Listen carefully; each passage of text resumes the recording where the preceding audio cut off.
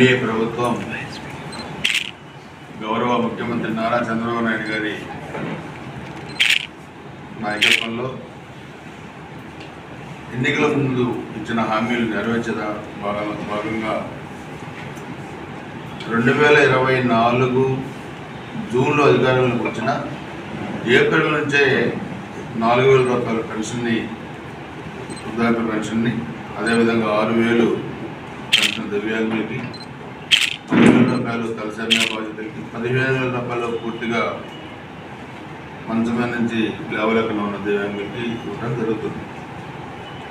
కానీ ఆ ప్రభుత్వంలో 1924 వైసీపీ ప్రభుత్వంలో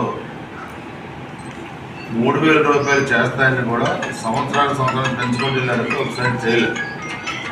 ఈరోజు 6,000 పెన్షన్ మేము చేశాం దివ్యాంగులు. దాంట్లో ఏదో తీసేస్తున్నారు, అందరికి ఇవ్వట్లేదు, చేతగాని మాటలు. వాళ్ళు ఎవరు ఇచ్చేవాళ్ళు చూస్తే కడుపు మంట. అంటే మీ బతుకులు ఇక్కడ బాగాల్సిందే, మనం చెగిలిది కూడా ఏం లేదు. సో అందుకని అర్హులైన వాళ్ళందరూ కూడా తప్పకుండా పెన్షన్లు ఇస్తుంది ప్రభుత్వం. ఎవరు కూడా భయపడాల్సిన పని లేదు. ఫేక్ ప్రచారాలను తిప్పికొట్టండి. ఇది ప్రజల కోసం ఉన్న ప్రభుత్వం, పేదల కోసం ఉన్న ప్రభుత్వం, పేదల కడుపు నింపే ప్రభుత్వం ఎన్డీఏ ప్రభుత్వం. అది గుర్తుపెట్టుకోవాల్సి ఉంది.